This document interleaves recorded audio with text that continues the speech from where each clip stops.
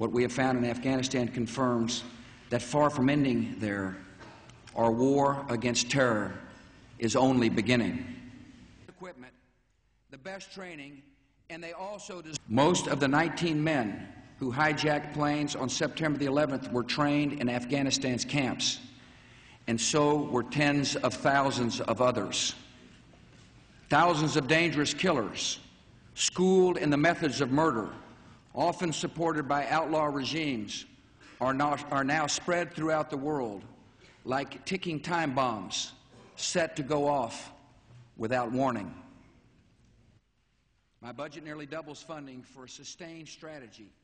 Thanks to the work of our law enforcement officials and coalition partners, hundreds of terrorists have been arrested, yet tens of thousands of trained terrorists are still at large. These enemies view the entire world as the battlefield, and we must pursue them wherever they are.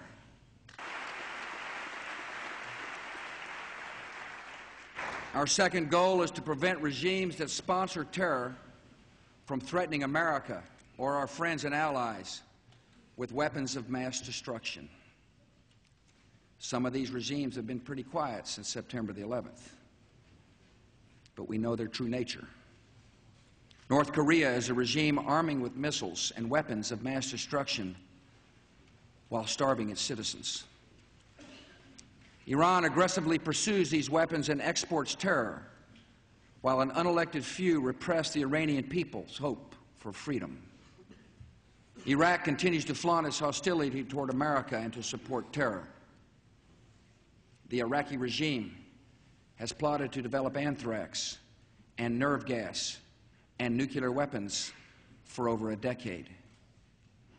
This is a regime that has already used poison gas to murder thousands of its own citizens, leaving the bodies of mothers huddled over their dead children. This is a regime that agreed to international inspections, then kicked out the inspectors.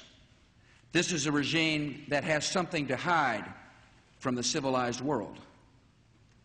States like these and their terrorist allies constitute an axis of evil, arming to threaten the peace of the world.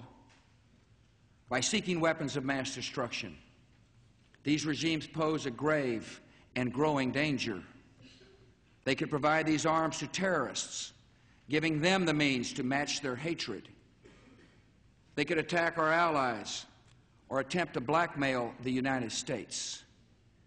In any of these cases, the price of indifference would be catastrophic.